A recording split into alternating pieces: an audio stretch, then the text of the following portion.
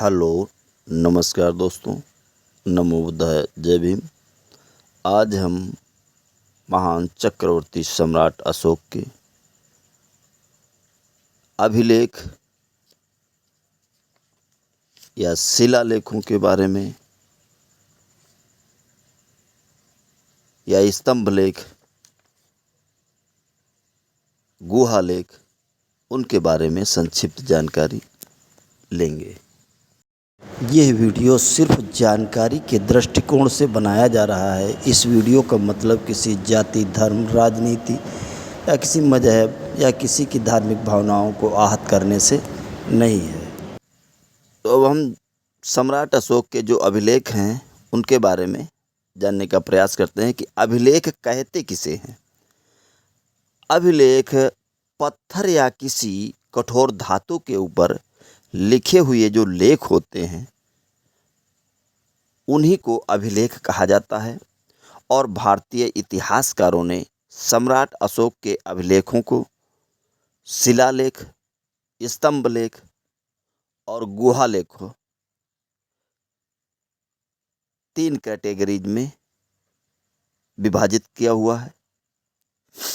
तो सम्राट अशोक के अभिलेख जो हमें प्राप्त हुए हैं वो सभी प्राकृत भाषा, पाली भाषा में लिखे गए हैं।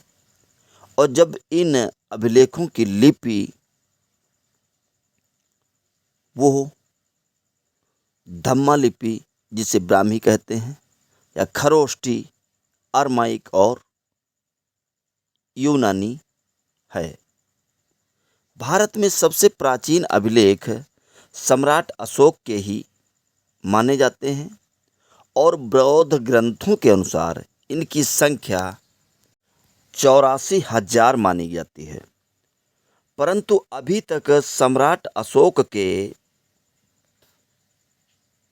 लगभग 40 या उससे अधिक अभिलेखों की पुरातत्व के द्वारा खोज की जा चुकी है।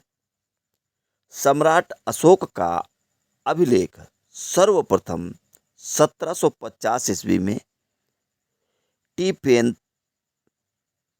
थेलर ने खोजा था, जो दिल्ली मेरठ अभिलेख के नाम से जाना जाता है। सम्राट अशोक का दिल्ली टोपरा अभिलेख सबसे पहले 1837 ईस्वी में एक अंग्रेज विद्वान जेम्स प्रिंसप के द्वारा पढ़ा गया था। तो शिलालेख, प्रथम शिलालेख, इसमें सम्राट अशोक ने जीवों की हत्या न करने का आदेश दिया हुआ है। और जो दूसरा शिलालेख है उसमें सम्राट अशोक ने मनुष्यों और पशुओं दोनों की चिकित्सा करने की बात कही है। और जो तीसरा इनका शिलालेख मिलता है इसमें सम्राट अशोक ने अपने अधिकारियों, अमात्यों को प्रत्येक 5वें वर्ष में अपने पूरे राज्य का दौरा करने का आदेश दिया है। और माता पिता और श्रमण व ब्राह्मण की आज्ञा का पालन करने का आदेश दिया है। और जो सम्राट अशोक का चौथा शिलालेख है उसमें भेरी घोष की जगह धम्म घोष की घोषणा की गई है। अशोक के 5वें शिलालेख में सम्राट अशोक धम्म महामात्र नामक एक अधिकारी की नियुक्ति करने की बात कहते हैं। और धम्म महामात्र का कार्य जनता को मानवता संबंधी ज्ञान देने की बात की गई है। और सम्राट अशोक के 6वें शिलालेख में सम्राट अशोक ने अपने 6वें शिलालेख में लिखा है,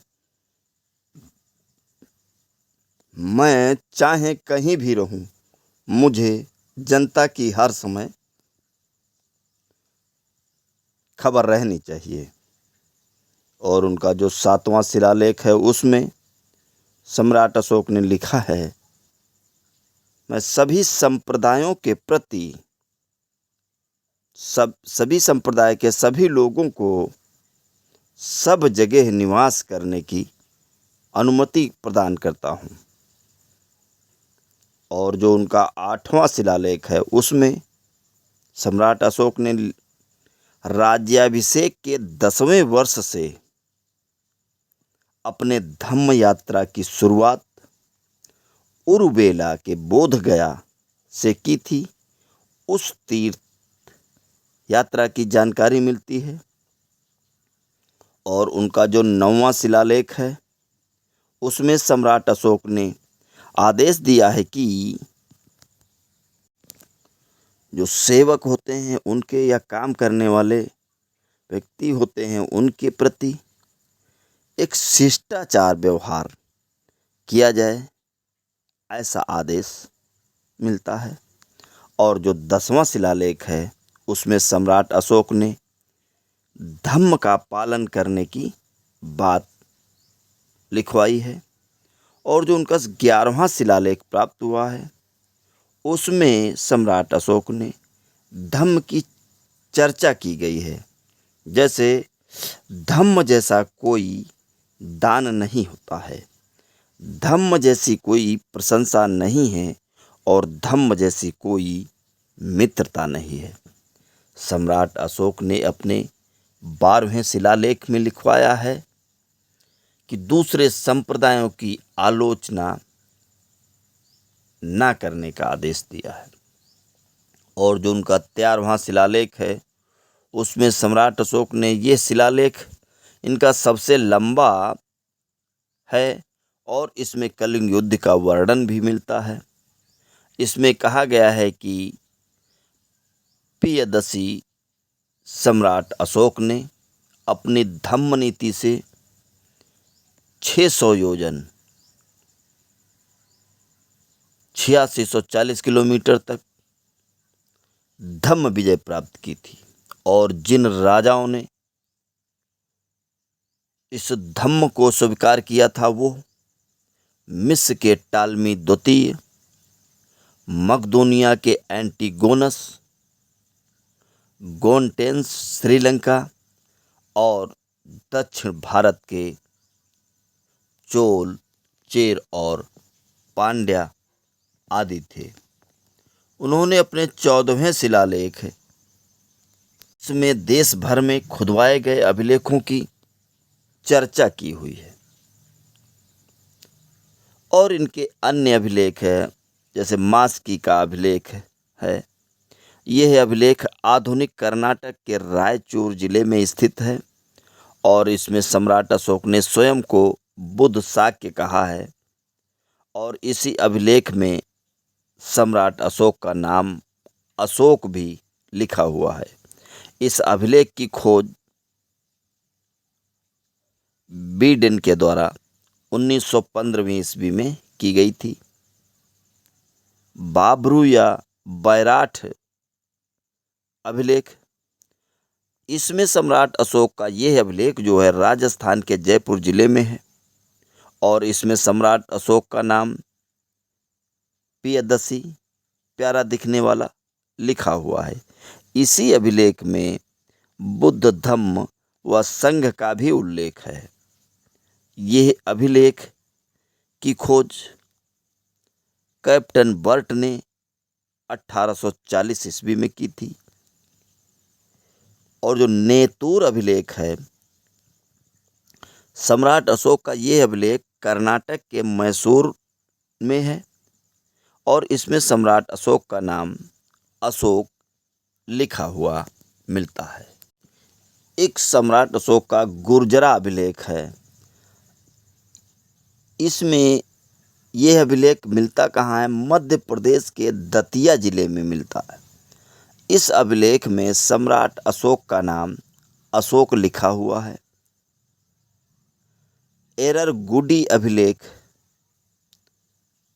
इस सम्राट अशोक का जो अभिलेख है आंध्र प्रदेश के कर्नूल जिले में मिला है और यह अभिलेख अन्य सभी अभिलेखों से थोड़ा अलग है, क्योंकि इस अभिलेख में लिखावट शैली जो है वो हड़प्पा सभ्यता की तरह है, बाएं से दाएं लिखी गई है। और एक और अन्य अभिलेख है सोहगौरा ताम्रलेख। सम्राट अशोक का यह ताम्रलेख उत्तर प्रदेश के गोरखपुर जिले से प्राप्त हुआ और यह प्रथम ताम्रलेख है। इस ताम्रलेख में अकाल के समय अनाज वितरण करने का वर्णन है। अब जानते हैं अशोक स्तंभ शिलालेख क्या है। खंभा या पिलर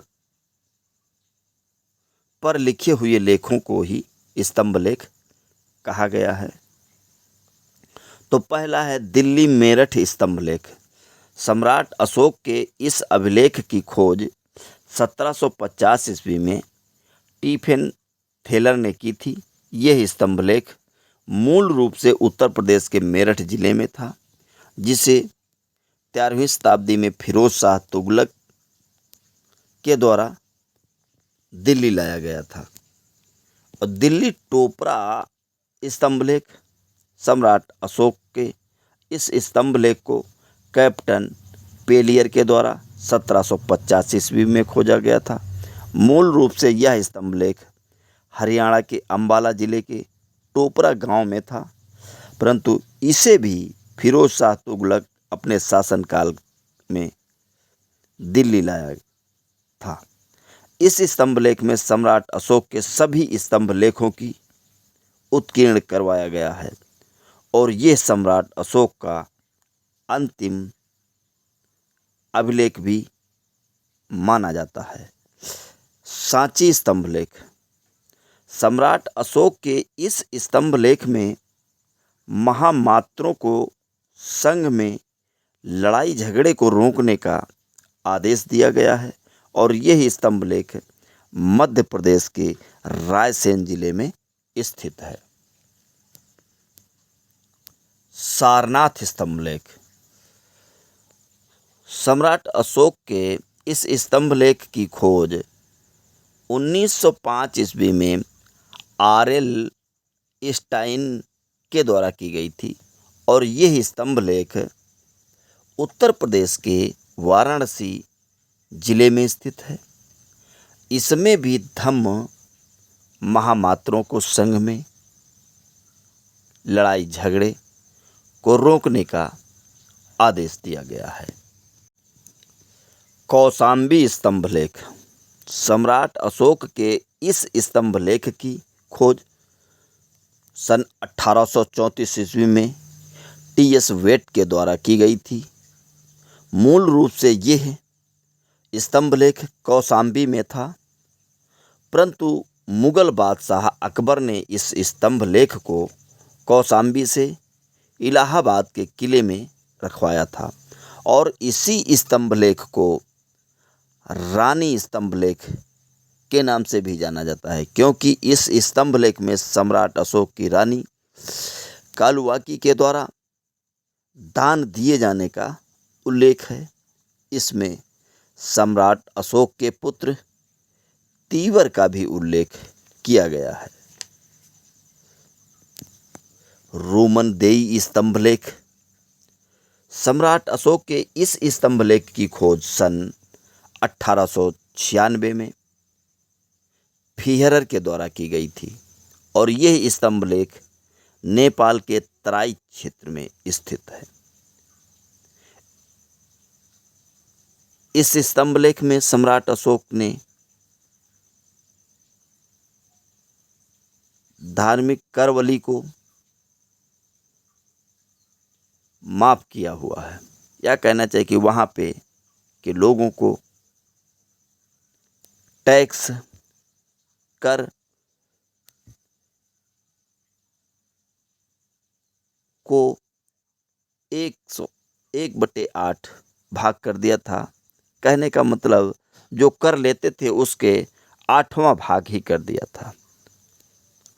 और इसी स्तंभलेख को इतिहासकारों ने आर्थिक अभिलेख भी कहा है। निगाली सागर स्तंभलेख। इस स्तंभलेख की खोज सन 1895 ईस्वी में फीहरर के द्वारा ही की गई थी और यह स्तंभलेख नेपाल के तराई में स्थित है, निगलीवा गांव में। और सम्राट अशोक ने यहाँ पर 26वें बुद्ध कनक मुनि के स्तूप का पुनर्निर्माण करवाया था। अब आगे बात करते हैं सम्राट अशोक के गुहा लेखों की। तो ये गुहा लेख क्या होता है? गुहा लेख उन अभिलेखों को कहा जाता है जो गुफाओं के अंदर लिखे जाते हैं। और सम्राट अशोक ने अपने राज्याभिषेक के 12वें वर्ष तथा 19वें वर्ष बराबर पहाड़ी, जो आधुनिक नाम खालवितिक पर्वत विहार पर सुदामा गुफा, कर्ण चौपार गुफा और विश्व झोपड़ी गुफा का निर्माण करवाकर आजीवक संप्रदाय के मानने वालों को दान की थी, क्योंकि सम्राट अशोक बौद्ध धर्म अपनाने से पूर्व आजीवक संप्रदाय के अनुयायी थे, ऐसा इतिहासकारों का मानना है। भारतीय पुरातत्व के जन्मदाता अलेक्जेंडर कनिंघम ने सम्राट अशोक के सभी अभिलेखों में लिखे हुए लेखों को